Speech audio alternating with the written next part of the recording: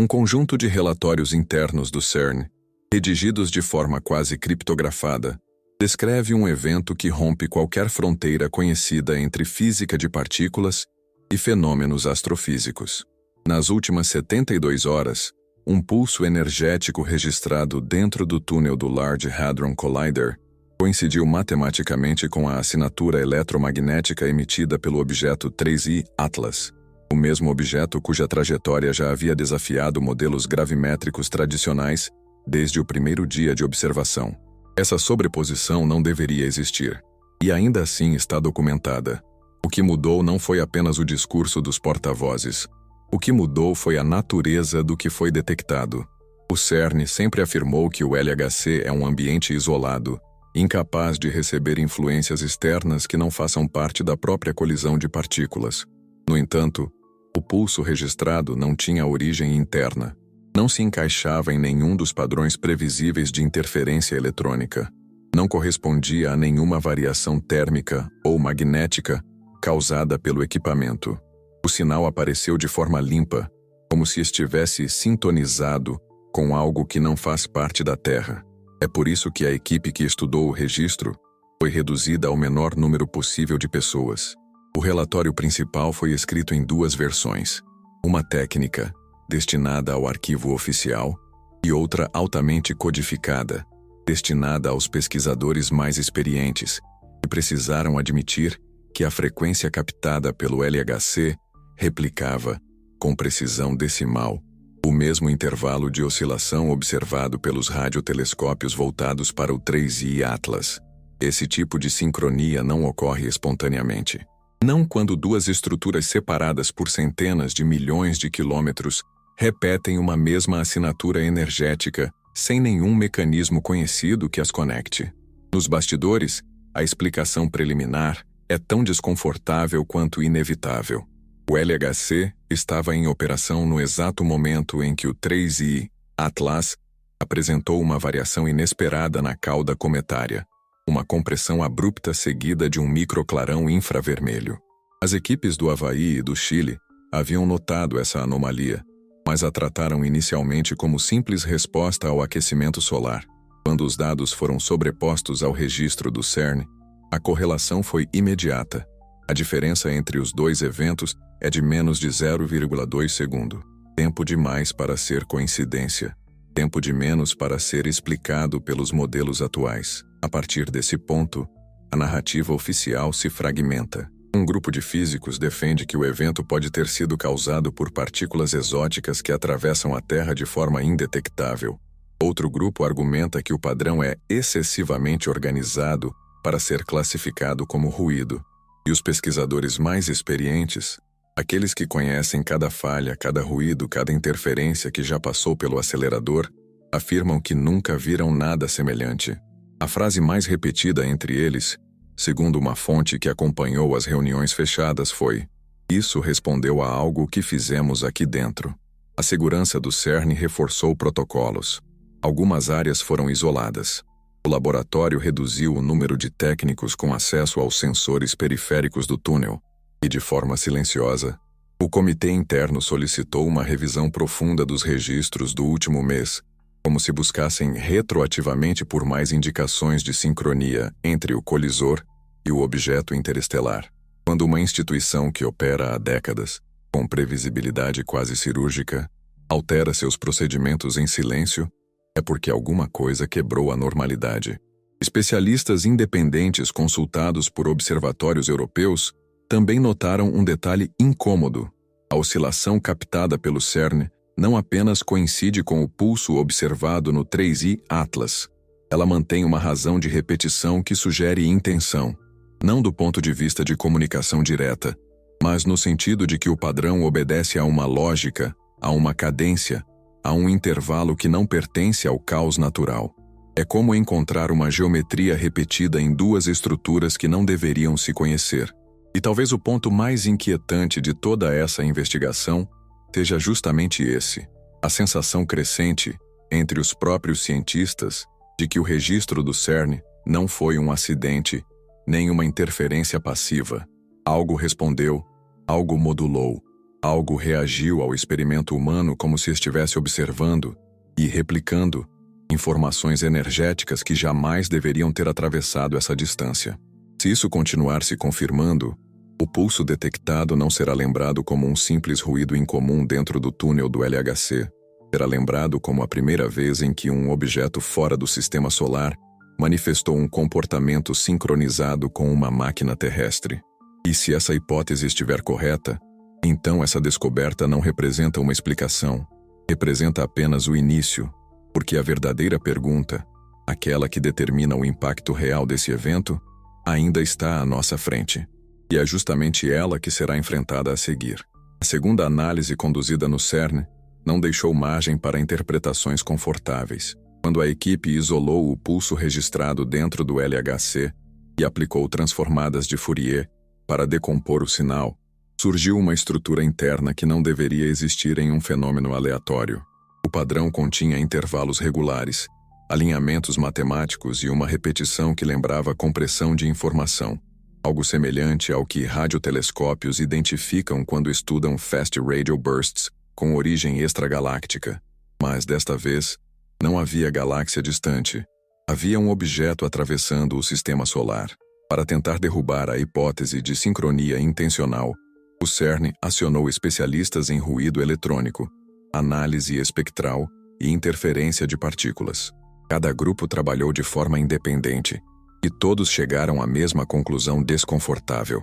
O pulso não correspondia a nenhuma assinatura reconhecida do acelerador, nem aos ruídos típicos de prótons circulando a 99,9999% da velocidade da luz. O formato do sinal se mantinha íntegro, como se viesse de fora, e chegasse ao túnel por alguma via que a física padrão não descreve. Enquanto isso, do outro lado do planeta, observatórios no Chile revisavam leituras da anomalia infravermelha, emitida pelo 3I Atlas, no mesmo instante. Um pesquisador da Universidade do Havaí descreveu o fenômeno como um intervalo pulsado com precisão sintomática demais para ser casual. A mesma cadência, o mesmo espaçamento, o mesmo padrão. A diferença? A distância entre os dois eventos era de centenas de milhões de quilômetros. Isso não deveria ser possível sem algum tipo de mecanismo de acoplamento energético, e nenhum modelo atual descreve algo assim. Quando esses dados foram divulgados discretamente entre laboratórios parceiros, o impacto não foi apenas técnico. Cientistas que trabalham há décadas com física de partículas passaram a tratar a situação como um divisor de águas entre dois paradigmas, o da física isolada e o da física conectada. Pela primeira vez havia indícios de que um experimento humano poderia gerar resposta fora do planeta. Não confirmação, resposta. Essa mudança semântica, dentro do meio científico, é profunda. Ela altera a forma como pensamos sobre experimentos de alta energia, sobre comunicação e até sobre o papel da humanidade dentro do cosmos. É esse ponto que toca diretamente no cotidiano do espectador, ainda que à primeira vista pareça distante. Porque se o LHC realmente desencadeou uma reação detectável a centenas de milhões de quilômetros, isso significa que nossas ações, por mais localizadas que pareçam, podem gerar efeitos que ultrapassam fronteiras planetárias. Nossas tecnologias já não são inofensivas em escala cósmica. Elas são detectáveis, rastreadas e, agora, possivelmente interpretadas. Esse tipo de descoberta não afeta apenas a ciência, afeta a forma como pensamos sobre segurança, comunicação e até sobre a responsabilidade que temos ao manipular energias tão extremas. Quando um experimento terrestre deixa de ser apenas um experimento e passa a ser um sinal, os limites entre pesquisa e exposição mudam completamente. Esse é o motivo pelo qual vários físicos, mesmo evitando declarações públicas, começaram a discutir em conferências fechadas a necessidade de uma nova ética experimental. A verdade é simples. O LHC pode ter se tornado o primeiro transmissor acidental da história, e o 3I Atlas, o primeiro receptor inteligente. Isso não significa ameaça imediata, mas significa vigilância. Significa que não estamos isolados. Se você chegou até aqui, provavelmente percebe que esse tema não é apenas mais um episódio sobre anomalias astronômicas. Ele questiona nossa própria compreensão de fronteiras físicas e tecnológicas. Por isso, se esse tipo de conteúdo faz sentido para você, e se você quer acompanhar os próximos desdobramentos que a comunidade científica ainda hesita em revelar, inscreva-se no canal e deixe seu like agora. Isso nos ajuda a manter esse trabalho investigativo vivo e aprofundado. Voltando ao caso, a parte mais perturbadora da análise veio quando os pesquisadores compararam o primeiro pulso, o que coincidiu com a anomalia infravermelha do 3I Atlas, com o segundo pulso detectado algumas horas depois. O primeiro parecia uma reação, o segundo parecia uma imitação, como se alguém, ou algo, estivesse tentando reproduzir a assinatura energética que o CERN havia emitido, porém com uma precisão ainda maior. Esse segundo pulso não apenas replicou a cadência original, ele a ajustou, refinou, tornou o padrão mais simétrico, como se o responsável estivesse tentando corrigir o sinal, mostrar uma versão mais limpa daquilo que recebeu. Essa é a parte que os relatórios internos descrevem como estatisticamente anômala, porque nenhum fenômeno natural observado apresenta esse comportamento. Não existe na física conhecida um processo espontâneo de refinamento energético que responda diretamente a um experimento humano. E o mais desconcertante é que a equipe do CERN ainda não divulgou publicamente a amplitude completa desse segundo pulso. O trecho liberado até agora mostra apenas a superfície do sinal.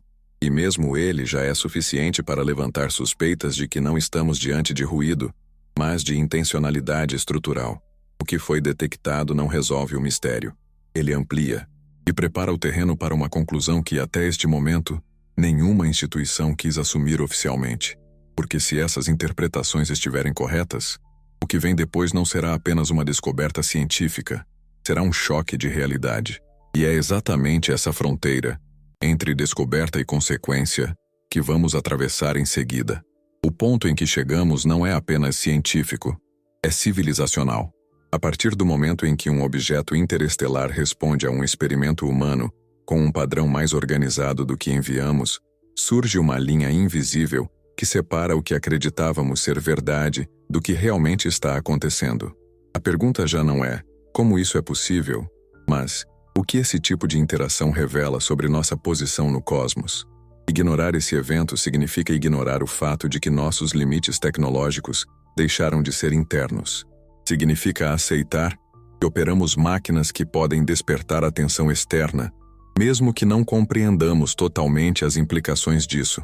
E essas implicações não são hipotéticas. Se um experimento terrestre produziu um efeito sincronizado a uma distância tão grande, então estamos diante de uma mudança de paradigma. A física não está mais confinada à Terra.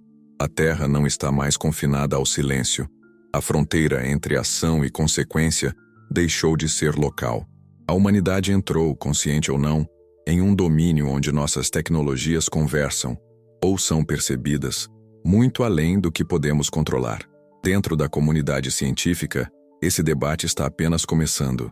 Mas, ao contrário do que se imagina, não é o medo o sentimento mais presente, é o desconforto, porque esse episódio expõe uma fragilidade intelectual que evitamos há décadas, a ideia de que não estamos no controle total do ambiente em que nossas máquinas operam. Há quem diga que o segundo pulso emitido pelo 3I Atlas não foi uma resposta, mas um espelho, uma forma de confirmar que o objeto possui mecanismos capazes de ler padrões de energia e reorganizá-los. Isso não implica necessariamente intenção comunicativa, mas escancara um fato perturbador. Existe uma lógica operacional naquele objeto que não se alinha a nenhum processo natural conhecido. Algo ali reage, algo ali se ajusta. Algo ali demonstra uma capacidade que nós ainda estamos tentando compreender. E aqui entra um ponto que toca não apenas a ciência, mas a nossa própria filosofia de existência. Se conseguimos influenciar aquilo que está além da Terra, e se aquilo que está além consegue de alguma forma responder, o que isso diz sobre o tecido do universo? Ele é estático, neutro, aleatório? Ou estamos imersos em uma estrutura de realidade que responde, registra e se molda a interações de formas que ainda não compreendemos? É justamente nesse ponto que muitos pesquisadores evitam avançar, publicamente. Não porque falte evidência, mas porque falta coragem para enfrentar a consequência filosófica mais profunda desse episódio. A possibilidade de que o universo não seja apenas um palco indiferente, mas um sistema dinâmico, sensível e capaz de registrar padrões com mais precisão do que imaginávamos. Um universo que reage. E se essa ideia parece grande demais para ser ignorada, é exatamente porque ela nos obriga a olhar para o desconhecido com outros olhos. Aquilo que chamamos de anomalias pode ser, na verdade, manifestação de uma estrutura consciente, ou pelo menos responsiva, que opera em níveis que nossos instrumentos apenas começaram a tocar. A pergunta, então, deixa de ser científica e torna-se existencial. O universo está nos observando ou apenas refletindo o que emitimos para ele? Mas antes de encerrar, existe um último ponto, talvez o mais perturbador de todos. As equipes que analisaram o segundo pulso notaram um detalhe que não foi divulgado ao público. Um detalhe que, quando mencionado em reuniões internas, gerou silêncio absoluto. O refinamento do sinal não apenas corrige a nossa emissão, ele antecipa, ajusta o padrão antes que ele complete o ciclo natural do pulso terrestre, como se o emissor tivesse acesso a uma camada de informação que não deveria estar disponível a essa distância. Isso não significa ameaça, mas significa sofisticação. Significa que estamos lidando com algo que opera fora da cronologia e da mecânica que conhecemos.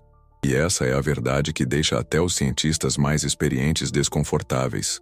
Porque, se o nosso experimento desencadeou uma reação, então esse foi apenas o primeiro passo.